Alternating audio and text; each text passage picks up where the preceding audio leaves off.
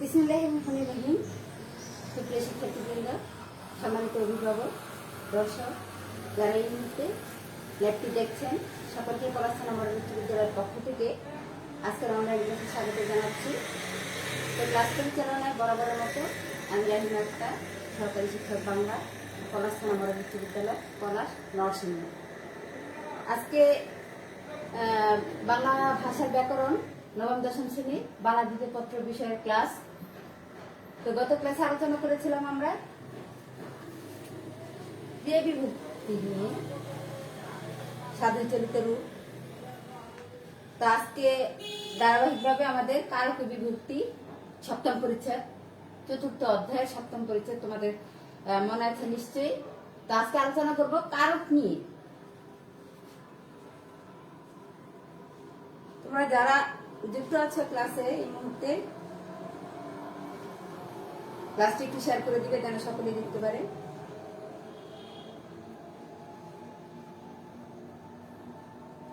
আর বই খাতা কলম নিয়ে অবশ্যই প্রস্তুত হয়ে যাবে, একটু মনোযোগ দিয়ে ক্লাসটা শুনবে আশা করছি।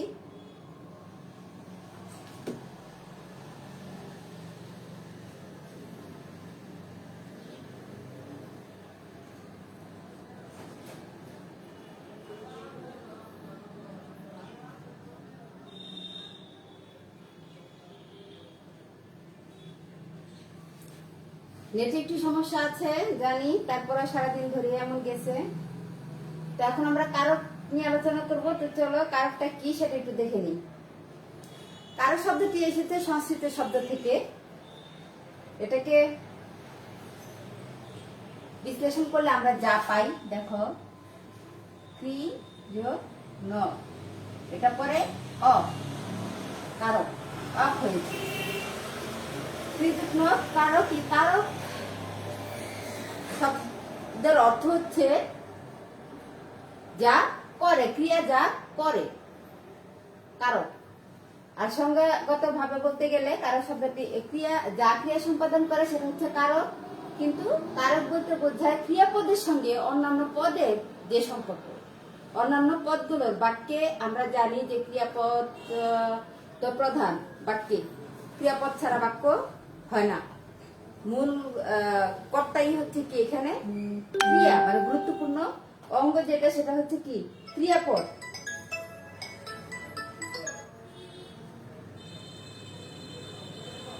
তো ক্রিয়াপদ যা ক্রিয়া সম্পাদন করে সেটাই কারক। আর বাক্যস্থিত ক্রিয়াপদের সঙ্গে অন্যান্য পদের যে সম্পর্ক আছে সেটাকে বলা হয় কারক। তো চলো আমরা একটা উদাহরণের মাধ্যমে সেটা একটু আলোচনা করি। আর কারকটা আলোচিত হয় শব্দতত্ত্ব অংশে, শব্দতত্ত্ব অংশে আলোচিত হয়। একটা উদাহরণ দেখো, এখানে লিখে রেখেছি, মা প্রতিদিন ভাড়ার থেকে নিজ হাতে গরিবদের চাল দিতে। মানে ক্রিয়াপদের সঙ্গে অন্যান্য পদের সম্পর্কটা বের করার জন্য কি আমরা এইখানে এটা নিলাম। তাহলে আর কারক হচ্ছে সেটাই যে বাক্যস্থিত ক্রিয়াপদের সঙ্গে অন্যান্য পদের যে সম্পর্ক, নামপদ। বাক্যস্থিত ক্রিয়াপদের সঙ্গে নামপদ, নামপদ বলতে বিশেষ এবং সর্বনামকে বোঝানো হয়েছে। নামপদের যে সম্পর্ক সেটাকে বলা হয় কারক। ক্রিয়াপদের সঙ্গে নামপদের যে সম্পর্ক, মানে একটার সঙ্গে আরেকটা যে সম্পর্ক আছে সেটাই হচ্ছে কি কারক, মানে ক্রিয়াপদের সঙ্গে। তো একটা বাক্য এখানে দেখো, উদাহরণের মাধ্যমে আমি বুঝিয়ে দিচ্ছি। মা প্রতিদিন ভাড়ার থেকে নিজ হাতে গরিবদের চাল দিতেন। উদাহরণটা তোমাদের বইতেও আছে, আমি একটু সংশোধন করে দিয়েছি। মা প্রতিদিন ভাড়ার থেকে নিজ হাতে গরিবদের চাল দিতেন। তো এই দিতেন দিয়ে এটা হচ্ছে কি ক্রিয়াপদ, চাল দিতেন। তো এই যে দেওয়া কাজটা কে করতেন, আমরা এখানে কারকটা বের করতে পারি কিছু প্রশ্নের মাধ্যমে। বাক্য কি কিছু ক্রিয়াপদকে কিছু প্রশ্নের মাধ্যমে কি আমরা এখানে কারকগুলো বের করব নানা রকম প্রশ্নের মাধ্যমে। তো এই দিতেন যে কে দিতেন, চাল দিতেন, এই দিতেন কে মা। তাহলে মা দিতেন, মা হচ্ছে এখানে কর্তা, কর্তা বা কর্ত্রী। কারকটা বের করার জন্য আমরা এরকম প্রশ্ন করে বের করে নিব বাক্য থেকে। দিতেন মা কি দিতেন, চাল দিতেন। তাহলে কে দিতেন, কর্তৃকারক, কি দিতেন, চাল দিতেন। চালটা কি হবে? চালটা হচ্ছে কর্মকারক। এই ক্রিয়াটা সম্পাদন হয় যে দেওয়া কাজটা দিতেন, এই দেওয়া কাজটা কার সাহায্যে সম্পন্ন হয়? এ মানে কাকে আশ্রয় করে হয়? চালকে। কারণ চাল দিতেন তিনি, এই চালটাই হচ্ছে কি কর্ম, মানে ক্রিয়াটা যার আশ্রয়ে সম্পন্ন হয়।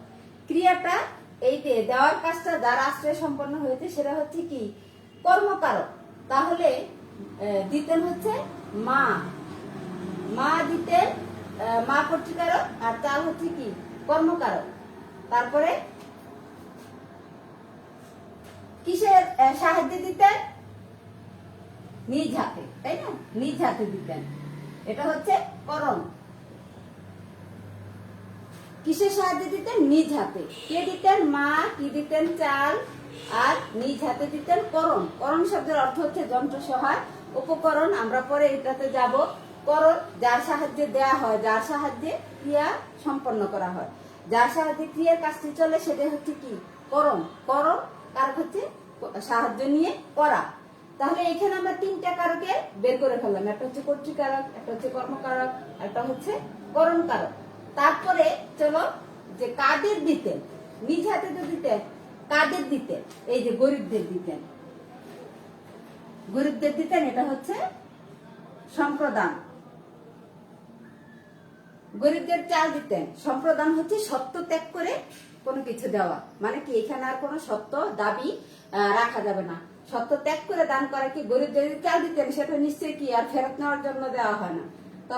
গরিবদের চাল দিতেন। এই গরিবরা হচ্ছে কি এখানে সম্প্রদান, মানে যাকে সত্য ত্যাগ করে দান করা হয় তাকে সম্প্রদান কারক বলা হয়। সত্য ত্যাগ করে দান করাকে সম্প্রদান কারক। এখন কোথা থেকে দিতেন? কোথা থেকে দিতেন? এটা হচ্ছে ভাড়ার থেকে। কোথা থেকে দিতেন? এটা হচ্ছে ভাড়ার থেকে দিতেন।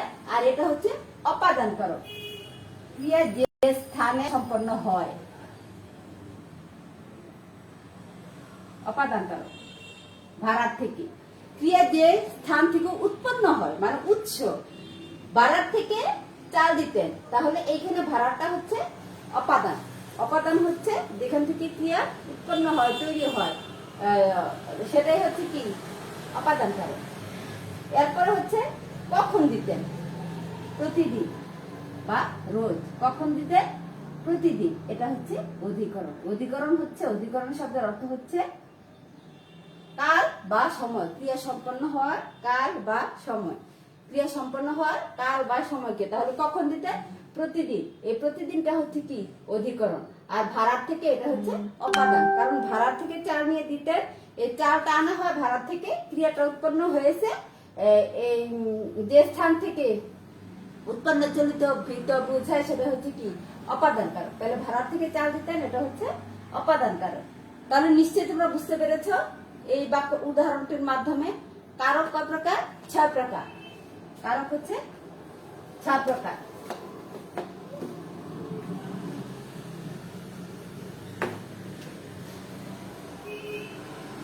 কারক 6 প্রকার।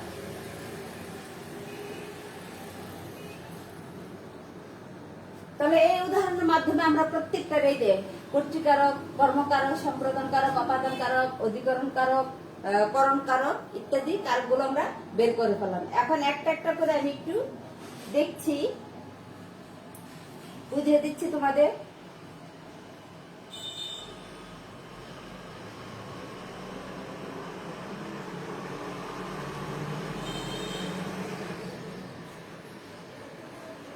তোমাদের কোনো প্রশ্ন থাকলে এখানে করবে। তাহলে কারক হচ্ছে 6 প্রকার। কি কি? কর্তৃকারক, কর্মকারক, করণ কারক, সম্প্রদান কারক, অপাদান কারক এবং অধিকরণ কারক। এখন প্রত্যেকটা কারক চলো আমরা একটু এখানে সংজ্ঞা বলে দিয়েছি, আরেকবার দেখো। তাহলে কর্তৃকারক আমরা কাকে বলবো? যে বিশেষ বা সর্বনাম ক্রিয়া সম্পন্ন করে। যে বিশেষ বা সর্বনাম পদ ক্রিয়া সম্পন্ন করে, মানে যার সাহায্যে ক্রিয়াটা সম্পন্ন হয় তাকে কর্তৃকারক বলে। তাহলে এটা আমি একটু মুছে ফেলছি। এখন বাকিগুলো দেখো একটু। কর্তৃকারক,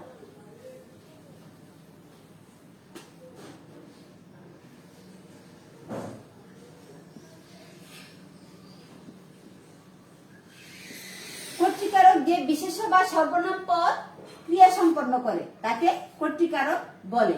যেমন ছেলেরা বল খেলছে। এই বাক্যটি একটু লক্ষ্য করো, ছেলেরা বল খেলছে। এখানে এই খেলাটা হচ্ছে ক্রিয়া, এটা সহজেই বুঝতে পারছো তোমরা। খেলাটা হচ্ছে ক্রিয়া। এটার মাধ্যমে কিন্তু কর্তৃ এবং কর্ম দুইটাই কি আমি একটু বুঝিয়ে দিচ্ছি। ওই আগের বাক্য বুঝিয়েছিলাম, আলাদা আর লাগবে না। দেখো কর্তৃকারক যে ক্রিয়া সম্পন্ন করে বিশেষ্য বা সর্বনাম পদ। তাহলে এখানে বিশেষ হয়েছে ছেলেরা বল খেলছে, কে? ছেলেরা। তাহলে ছেলেরা হবে কর্তৃকারক, ছেলেরা কর্তৃকারক, বল খেলছে ছেলেরা। তাহলে কর্তৃকারক কি? যে ক্রিয়া সম্পন্ন করে সেটা হচ্ছে কর্তৃকারক। আবার এরপরে 2 নাম্বার কর্মকারক। কর্মকারক হচ্ছে যার সাহায্যে ক্রিয়া সম্পন্ন হয়, যার সাহায্যে বা যাকে আশ্রয় করে। আর সাহায্যে না মানে সাহায্য করলে হয়ে যাবে আবার যন্ত্র সহায়, মানে যাকে আশ্রয় করে ক্রিয়া সম্পন্ন হয়। তাহলে এই যে বল, এই বলটা হচ্ছে কি? কর্মকারক। ছেলেরা বল খেলছে, কি খেলছে? ছেলেরা কি খেলছে? বল খেলছে। এই বলটা হচ্ছে কি? কর্মকারক। তারপরে কর্তৃকারকে আরো আছে, যেমন মা শিশুকে চাঁদ দেখাচ্ছেন। চাঁদ দেখাচ্ছে কে? মা। মানে কর্তা নিজেই হচ্ছে কি? কর্তৃকারক। যে ক্রিয়া সম্পন্ন করে সেই ব্যক্তিটাই হচ্ছে কি? বিশেষ্য বা সর্বনাম পদ, সেটাই হচ্ছে কি? কর্তৃকারক। আর কর্মকারক হচ্ছে যাকে আশ্রয় করে ক্রিয়াটা হয়। এই খেলার কাজটা কাকে আশ্রয় করে হচ্ছে? বলকে আশ্রয় করে হচ্ছে খেলার কাজটা। তাহলে বল হচ্ছে কর্মকারক আর ছেলেরা হচ্ছে কর্তৃকারক। আশা করছি বুঝতে পারছো সহজেই, খুব কঠিন কিছু তা নয়। এরপরে দেখো, আর করণ তো বলেছিলাম কি? করণ শব্দের অর্থ কি?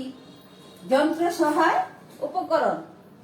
যন্ত্র সহায় উপকরণ। করণ শব্দের অর্থ হচ্ছে যন্ত্র সহায় উপকরণ, যার সাহায্য নিয়ে করণ কারক,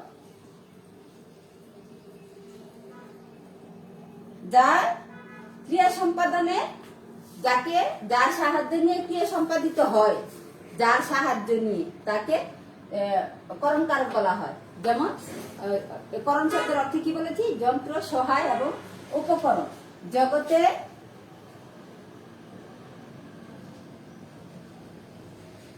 কীর্তিমান হও,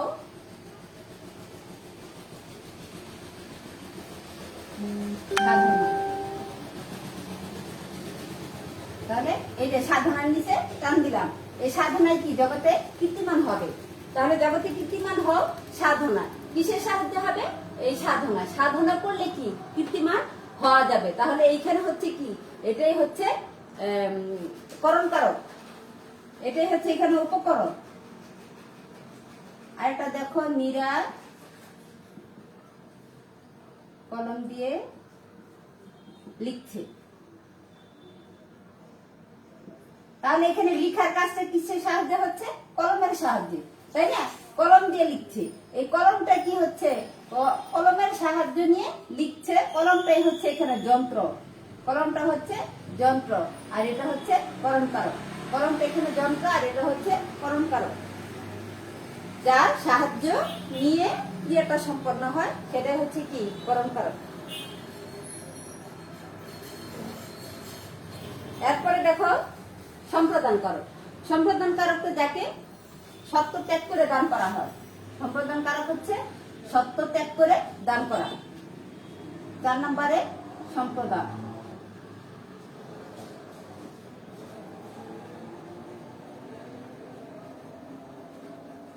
সত্য ত্যাগ করে দান করা। যেমন ভিক্ষুককে ভিক্ষা দাও। দাওটা হচ্ছে এখানে ক্রিয়াপদ, আর ভিক্ষুকের নিচে টান হলে এটা হবে সম্প্রদান। ভিক্ষুককে ভিক্ষা দাও। ভিক্ষুককে হচ্ছে কি? সম্প্রদান। কারণ যাকে সত্য ত্যাগ করে দান করা হয় সেটাই হচ্ছে কি? সম্প্রদান কারক।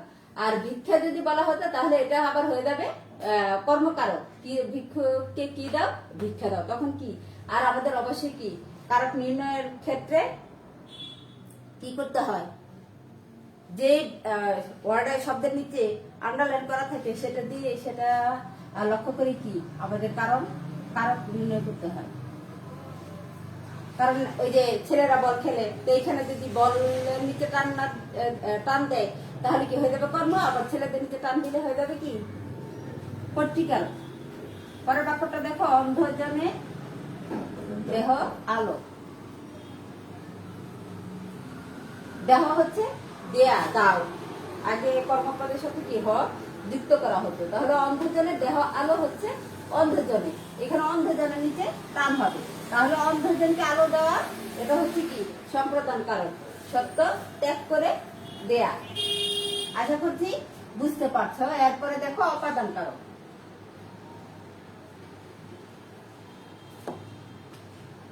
অপাদান কারক হচ্ছে যা থেকে ক্রিয়া উৎপন্ন হয়।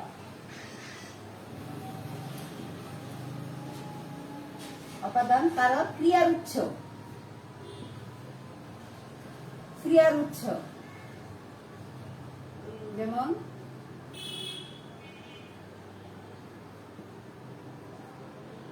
গাছ থেকে পাতা পড়ে, ক্রিয়ার উৎস। ক্রিয়া যা থেকে এই যে বিচ্যুত, গৃহীত, জাত, বিরত, আরম্ভ, দূরীভূত, রক্ষিত এবং ভীত হয় ইত্যাদি বোঝায়, সেটাই হচ্ছে কি অপাদান কারক। যা ক্রিয়া উৎস হয় যেখান থেকে সেটা হচ্ছে কি বিচ্যুত, গৃহীত, জাত ইত্যাদি যদি বোঝায়, আরম্ভ, দূরীভূত, রক্ষিত এবং ভীত হওয়া বোঝায়। যেমন গাছ থেকে পাতা পড়ে, তাহলে গাছ থেকে পাতা পড়ে, এখানে কি পাতা পড়ে, এটা কোথা থেকে গাছ থেকে, এটা হচ্ছে কি অপাদান কারক। গাছ থেকে পাতা পড়ে, পাতা পড়ে কোথা থেকে গাছ থেকে, পাতা পড়ার কাজটা হচ্ছে গাছ থেকে, এটা হচ্ছে অপাদান কারক। তারপরে দেখো অধিকরণ কারক। সর্বশেষ হচ্ছে অধিকরণ।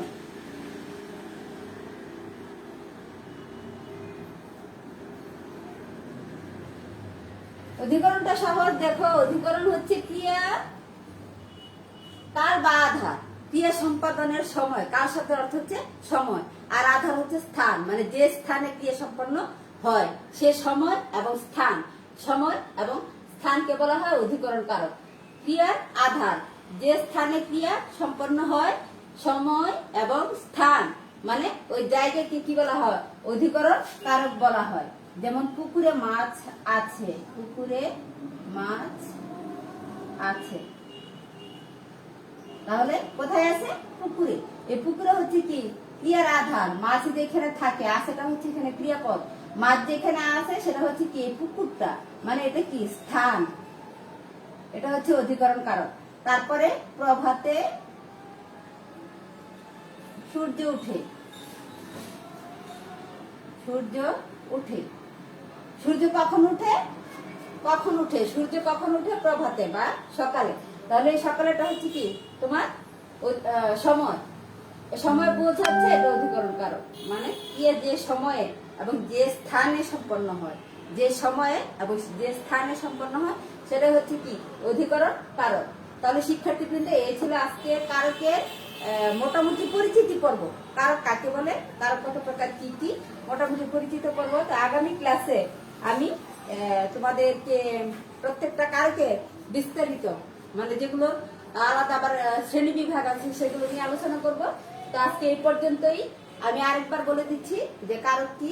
কারক হচ্ছে যা থেকে, যা দ্বারা ক্রিয়া সম্পাদন করা হয় তাকে কি কারক বলা হয়। যা থেকে ক্রিয়া সম্পন্ন হয় সেটা হচ্ছে কারক। ক্রি যোগ ন সংস্কৃত শব্দ থেকে এসেছে। আর কারক শব্দের মূল অর্থ হচ্ছে ক্রিয়াপদের সঙ্গে, বাক্যে ক্রিয়াপদের সঙ্গে অন্যান্য পদের যে সম্পর্ক, বাক্যে ক্রিয়াপদের সঙ্গে অন্যান্য পদের যে সম্পর্ক সেটাই হচ্ছে কি কারক। কারণ বাক্যে ক্রিয়াপদটা হচ্ছে প্রধান পদ, এবং এই ক্রিয়াপদের সঙ্গে এই সম্পর্কগুলো বের করতে কি আমরা নানা রকম প্রশ্নের সাহায্যে কি এই সম্পর্কটা বের করি, যে ক্রিয়াপদের সাথে আর যে পদগুলো আছে সেগুলো কি সম্পর্ক আছে। একটা পদে তো বাক্য হয় না, বাক্য হতে কি কতগুলো পদ লাগে এবং ক্রিয়াটা কি এখানে প্রধান। তো সেই হিসেবে কারক হচ্ছে 6 প্রকার: কর্তৃকারক, কর্মকারক, করণ কারক, সম্পাদন কারক, অপাদান কারক এবং অধিকরণ কারক, এই 6 প্রকার। কর্তৃকারক হচ্ছে যে ক্রিয়াটা সম্পন্ন করে সেটা হচ্ছে কি কর্তৃকারক, বিশেষ এবং সর্বনাম পদ। যে ক্রিয়াটা সম্পন্ন করে সেটা হচ্ছে কর্তা, কর্তৃকারক। আর কর্মকারক হচ্ছে যাকে আশ্রয় করে কি ক্রিয়াটা সম্পন্ন হয়ে থাকে সেটা হচ্ছে কর্মকারক। আর করণ হচ্ছে যন্ত্র, সহায়, উপায়, মানে যার সাহায্যে ক্রিয়াটা সম্পন্ন হয় সেটা হচ্ছে করণ কারক। আর সম্প্রদান কারক শব্দ ত্যাগ করে দান করা। অপাদান হচ্ছে কি যা থেকে ক্রিয়ার উৎস বিচ্যুত, গৃহীত, জাত, বিরত, আরম্ভ, দূরীভূত, রক্ষিত, ভীত হওয়া বোঝায়, সেটাকে কি অপাদান কারক বলে। আর অধিকরণ হচ্ছে ক্রিয়ার আধার বা স্থান, কাল এবং আধার, স্থান এবং সময়। যে সময়ে ক্রিয়া সম্পন্ন হয় সেই সময় এবং স্থানকে, যেখানে এবং যে সময়ে ক্রিয়া সম্পন্ন হয় সেটাকে বলা হয় তোমার অধিকরণ কারক। তাহলে শিক্ষার্থীবৃন্দ, আজকে এই পর্যন্তই। আগামী ক্লাসে আবার দেখা হবে। সে পর্যন্ত তোমরা ভালো থাকো, সুস্থ থাকো, নিরাপদে থাকো। পরবর্তী ক্লাসে আবার দেখা হবে। আল্লাহ হাফিজ।